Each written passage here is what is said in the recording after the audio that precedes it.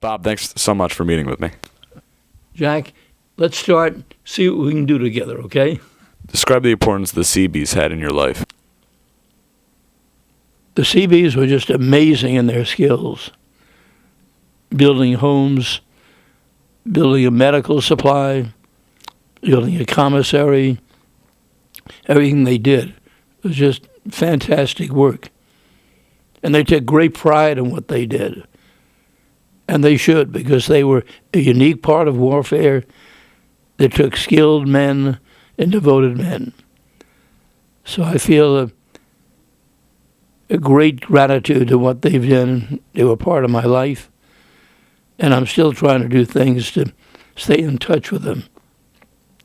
I got mail the other day from Tom Brokaw saying that he was in charge of their museum.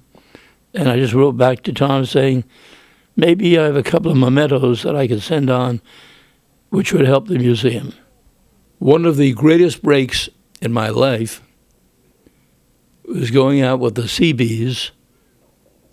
Commander Hugh Hainsworth was in charge, to the Russell Islands. First, they sent me to Harvard to learn what to do on a ship. I went up there and I found out that all that they had taught me at the Harvard Business School applied to shipboard routine, but had no bearing on where I went. I went out with the Seabees to an advanced base, jungle area, rain beating down, desolate, lonely, and here the Seabees, who were remarkable craftsmen, knocked down the trees, built a naval landing base for the airplanes to come in, for the Marines to come in, to get the nest thrust forward up in the Japan war zone to make the big strikes there for the USA. And it got so complicated because I couldn't find any requisitions. They were buried in the mud. All the things that I learned at an advanced base, I learned for the first time because they hadn't even thought about advanced bases in the course that I learned at Harvard, which is understandable. This is brand new warfare going on land for the Navy. In the Seabees, I learned by myself what to do on land, which is not being taught in those days. I had a book written there with pictures, sent it to Washington. They liked it. They published my book. They brought me back to rewrite all the regulations having to do with landing, being on on abandoned places out in the Pacific. And that got me to Washington. That's where I met my wife, a Navy nurse. And that's where I started my career as a broadcaster. Personally, I've been able to do all the major events I've ever wanted to do. I'm the only broadcaster who has broadcast the pro major championship games, all the different big sports. I've also done all the major big events like the Rose Bowl, the Sugar Bowl, and the rest. I did all the play-by-play at Madison Square Garden for 36 years.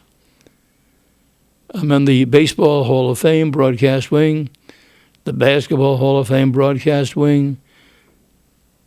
I've been able to get a lot of awards, and that's fun for the kids to look at. But basically, the biggest thing that I have is my wife and my family. In my broadcasting, I think one of the reasons I've been able to keep going, I'm the Guinness World Record longest running broadcaster in world history. I think one of the reasons for that is that I applaud my colleagues, most of whom have gone out to great heights. I applaud them more than I applaud myself, because I'm very proud to be in a fraternity of people who do things so well spoken, well recorded. They're not competitors to me, they're colleagues. And I never stop calling them, writing to them to tell them how well they've done. How important do you think Vic Del Regno's film is? When Vic Del Regno asked me to play a part in his film, because South Nyack, where I live, I've been for over 30 years, was a big port where people came in before they were shipped overseas. And Vic did a magnificent job with this documentary. Even went back out to where I was in the South Pacific, the Solomon Islands. Benica was the island I was on. But Vic found in his own family the ravages of loneliness. And I was one of those who was very, very lonely to get back to my wife-to-be at that time. And it struck a chord with me that this is part of war that people don't even think about. Being away during important young years of their life when they could be working at a job, bringing up a family and so forth. It takes a lot of courage to live through that. And Vic's story was beautiful and so well done. Did you ever write letters while you were in the military? I wrote letters continually during the war. And my wife-to-be wrote me letters too. I tried to perish the possibility that I would get back maimed, battered, unable to get a job anymore. There was always that possibility of a bomb going off. We had a big foxhole right outside my hut. All those possibilities.